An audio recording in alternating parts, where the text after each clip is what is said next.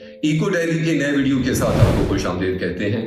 Eco diary channel کو شروع کرنے کا مقصد جیسا کہ نام سے ظاہر ہے ایکو یا ایکالوجی، تو ہماری کوشش یہ ہے کہ آپ کے سامنے ماحولیاتی، قدرتی وسائل اور بائیو ڈائیورسٹی کو درپیش چیلنجز آپ کے سامنے پیش کریں اور ان کے تدارک کے بارے میں بات کریں۔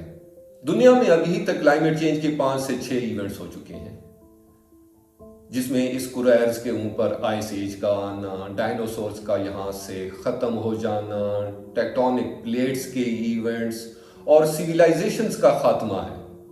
لیکن یہ وہ سارے ایونٹس تھے جو کہ نیچرل تھے، قدرتی طور پہ ہوئے۔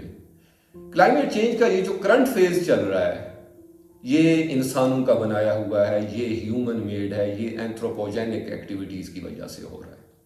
حالیہ دنوں میں خبر ماحولیات اور ٹورزم کے سرکل میں بہت شیئر ہوتی رہی کہ نیپال گورنمنٹ نے ویسٹ ڈپازٹ اسکیم کا خاتمہ کر دیا ہے۔ اس اسکیم میں گورنمنٹ کلائمبر سے $4000 قابل واپسی زر ضمانت کے طور پر ڈپازٹ لیتی تھی، اور یہ ویسٹ ایک مخصوص جگہ جمع کرانے پہ یہ رقم واپس ملتی تھی۔ گورنمنٹ کی اعداد و شمار کے مطابق ایک کلائمبر اوسطاً 6 ہفتے پہاڑوں میں قیام کے دوران 12 kg کے قریب ویسٹ پروڈیوس کرتا ہے، اور انہیں 8 kg واپس جمع کروانے ہوتے ہیں۔ لیکن دیکھا یہ گیا کہ یہ سب کوششیں کچرا، فضلہ اور پولوشن کو کنٹرول کرنے کے لیے ناکام رہیں۔ اب اس مسئلے کو حل کرنے کے لیے اور اس میں مزید سختی لانے کے لیے گورنمنٹ آف نیپال نے $4000 ناقابل واپسی فیس ہر کلائمبر پر عائد کی ہے۔ اب ہم آتے ہیں پاکستان کی طرف۔ ایشیا کیا بلکہ پوری دنیا میں پاکستان اور نیپال اس کرۂ ارض پہ 2 واحد ممالک ہیں جہاں پولر ریجن کے باہر گلیشیئر کی سب سے زیادہ کثرت ہے۔ آپ نے ہماری پچھلی ویڈیو دیکھی ہوگی جس میں ہم نے یہ بتایا کہ قراقرم کو درپیش چیلنجز کیا ہیں، جس میں ہم نے یہ بتایا کہ climate change, glacier melting, unsustainable tourism اور فریجائل ماؤنٹین ایکو سسٹم، یہ وہ چیلنجز ہیں جو کہ قراقرم کو درپیش ہیں۔ اور قراقرم ہی پاکستان میں وہ علاقہ ہے جہاں پر سب سے زیادہ گلیشیئرز ہیں یا اونچی پہاڑی چوٹیاں ہیں، اور انہیں سر کرنے کے لیے ہر سال سینکڑوں سیاح پاکستان کا رخ کرتے ہیں، جو ہمارے لیے زر مبادلہ کا ایک بہت بڑا ذریعہ ہے۔ یہ گلیشیئر اور پہاڑی چوٹیاں نہ صرف سیاحت کے لیے اہم ہیں بلکہ ہمارے واٹر ٹاورز ہیں، پانی کا سب سے اہم ماخذ، کروڑوں لوگوں کے لیے زراعت، توانائی اور پینے کے پانی کا بنیادی ذریعہ ہیں۔ تاہم بڑھتی ہوئی کوہ ماہی، ٹریکنگ اور سیاحت کے باعث یہ قدرتی خزانے خطرے میں ہیں۔ Central Karakoram national park directorate, جو کہ سینٹرل قراقرم نیشنل پارک کا کسٹوڈین ادارہ ہے، جن کے فرائض میں اس نیشنل پارک کی دیکھ بھال اور انتظام و انصرام شامل ہے، ان کے مطابق 2023 میں 33 سے 35 ٹن فضلہ، 2024 میں کوئی 23 ٹن کے قریب اور 2025 میں 43 ٹن فضلہ اکٹھا کیا گیا۔ Central Karakoram national park directorate اپنے محدود فائنانشل اور ہیومن ریسورسز کے باوجود پوری اور مثالی کوشش کر رہا ہے، اور یہی ویسٹ مینجمنٹ کے ایشوز DNP کو بھی درپیش ہیں۔ نیشنل پارکس بشمول central Karakoram national park waste management کے اس مسئلے کو حل کرنے کے لیے اپنی پوری کوشش کر رہے ہیں، لیکن یہ مسئلہ اتنا بڑا ہے، یہ شاید ایک ادارے، ایک فرد کی بس کی بات نہیں۔ یہ ویسٹ، فضلہ، یہ کچرا، یہ صرف برفانی لینڈسکیپ کو ہی نہیں خراب کر رہا بلکہ یہ ماحولیاتی اور صحت کے لیے خطرات کا بھی باعث ہیں۔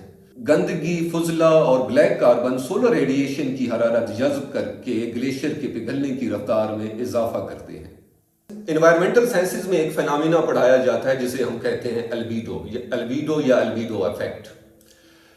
البیڈو ایفیکٹ سے مراد کسی سطح کی وہ صلاحیت ہے جس کے ذریعے سورج کی روشنی کو جذب کرنے کی بجائے واپس منعکس کرتی ہے۔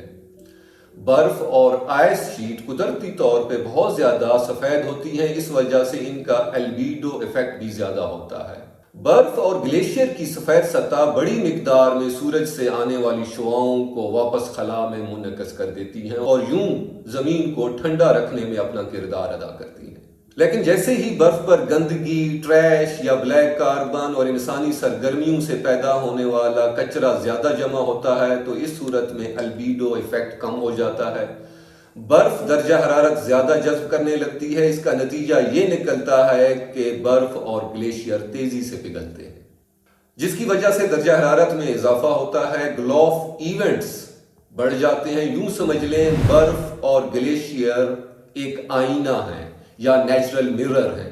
اگر یہ آئینہ گرد آلود ہے تو زمین گرم ہونے لگتی ہے اور موسمیاتی تبدیلیوں میں اضافہ ہونے لگتا ہے۔